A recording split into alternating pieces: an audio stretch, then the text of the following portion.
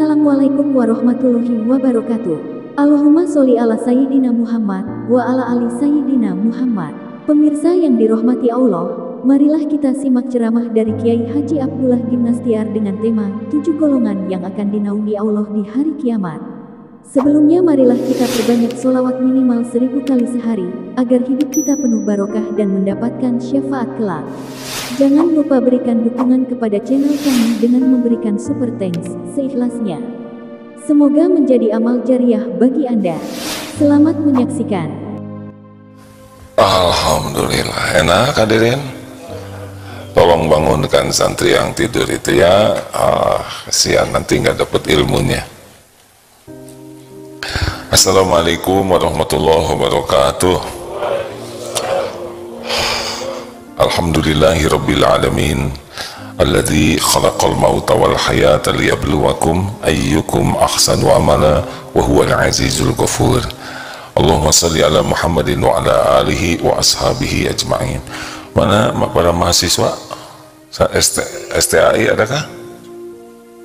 Sekarang nggak pakai siaga mahasiswaan, maluan pakai, oh sedang dilipat. Ya baik, terima kasih. Harusnya pakai atau tidak?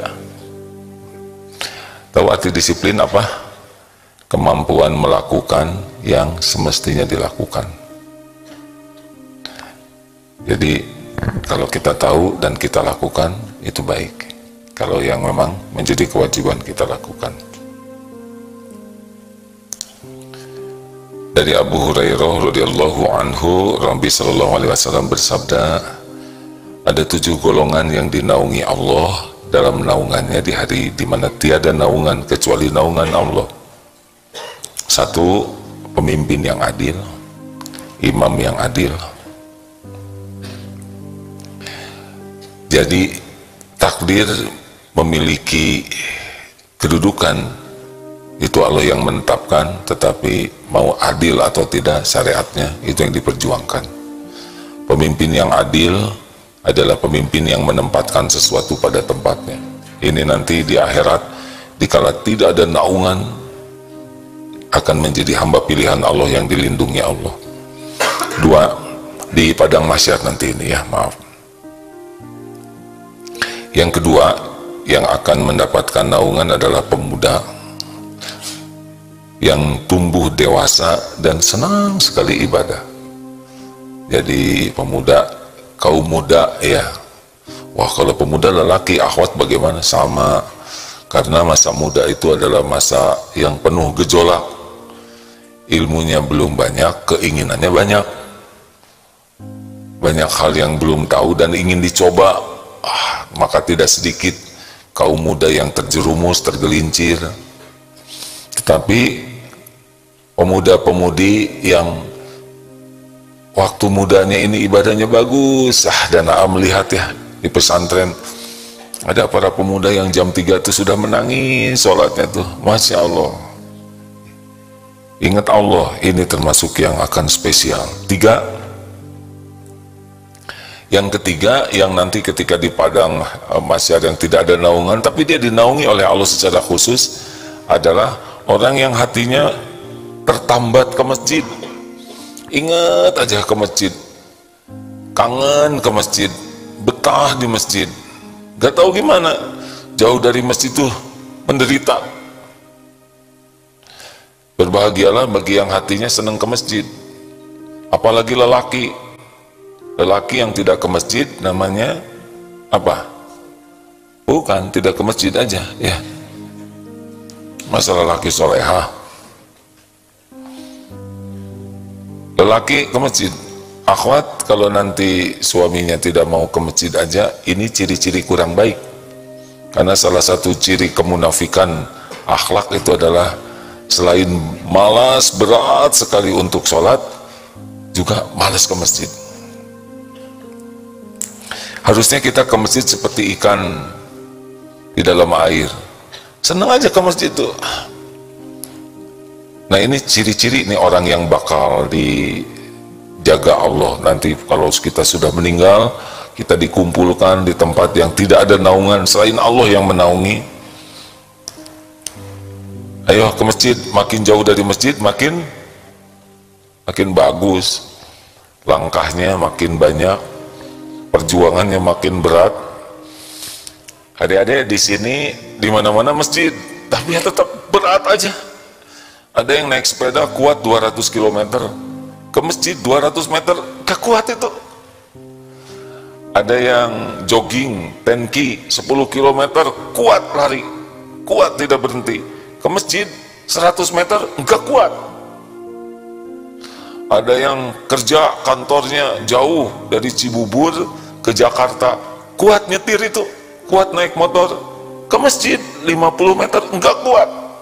Memang perjalanan terberat, terjauh itu ke masjid.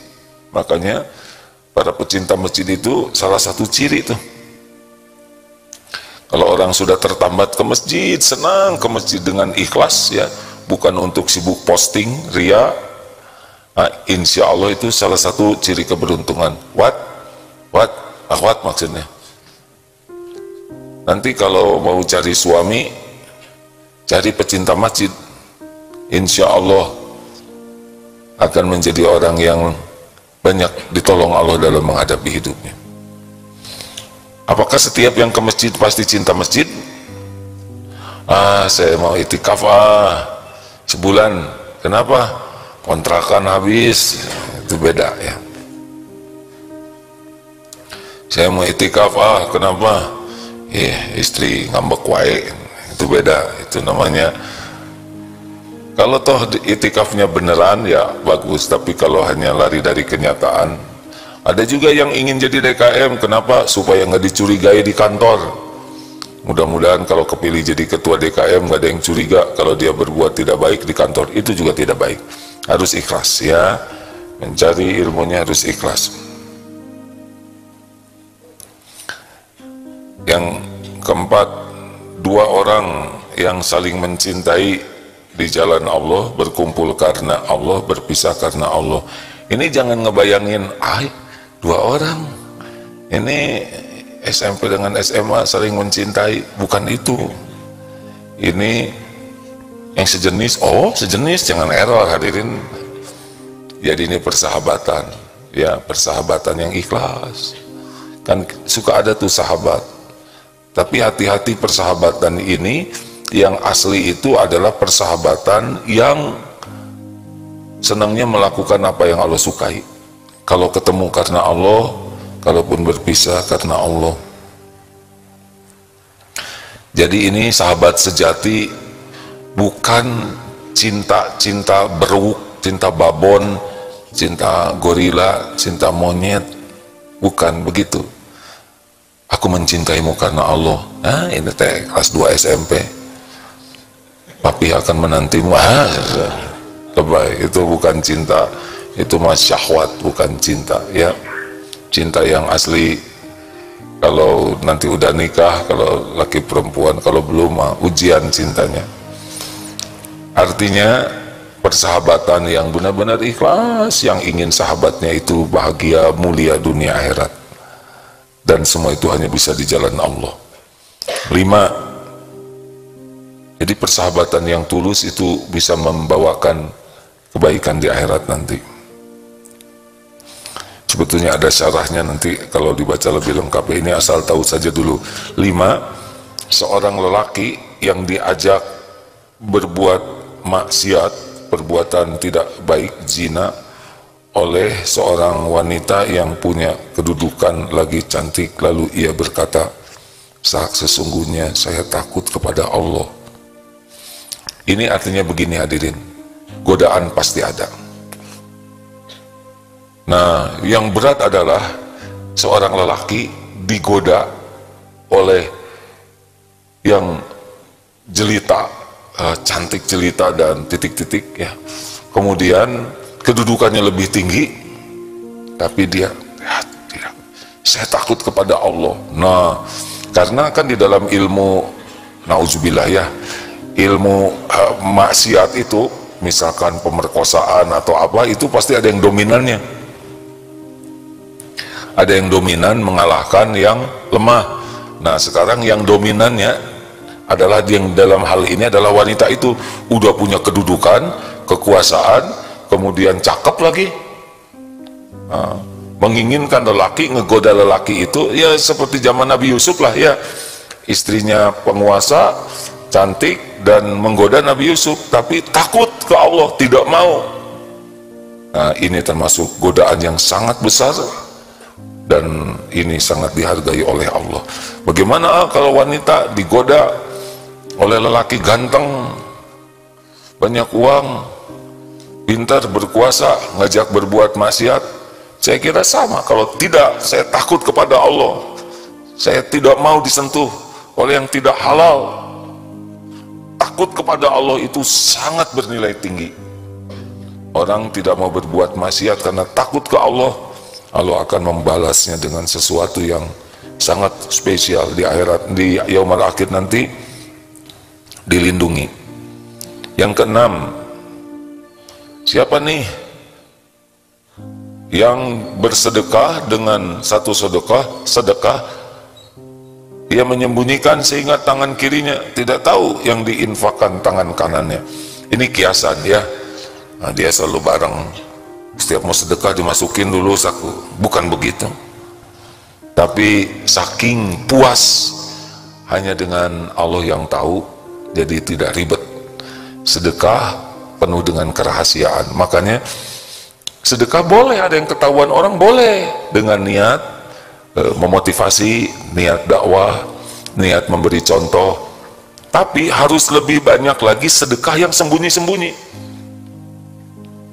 Orang yang sedekahnya sembunyi-sembunyi, puas, hanya Allah yang maha tahu, ini selain di dunianya bahagia, karena makin ikhlas makin bahagia, di akhirat akan ketahuan tuh, dia dinaungi, beliau dinaungi oleh Allah. Makanya berat sebetulnya yang punya medsos, dan gatel setiap amalnya ingin diposting ya. Hati-hati, boleh ada yang diposting, tapi lebih banyak lagi yang rahasianya. Yang keberapa? Yang ketujuh adalah seseorang yang berzikir kepada Allah dalam keadaan sepi, lalu dia meneteskan air matanya. Nah, ini jadi misalkan sepertiga malam terakhir seperti tadi ya, nggak ada siapa-siapa, dia cari tempat menyendiri, terus ingat ke Allah. Ya Allah, wahai yang maha menatap, wahai yang maha baik, wahai Allah yang maha penyayang, Engkau maha agung ya Allah, Engkau yang menciptakan diri ini, Engkau yang mengurus setiap saat. Walaupun Engkau tahu saya banyak lupa kepadamu, tapi Engkau tetap memperhatikan. Berlinang air mata. Ya Allah, Engkau tahu saya banyak dosa, mata saya berlumur dosa, pikiran saya bergelimang dosa, telinga, mulut, astagfirullah, tapi Engkau tetap menutupi.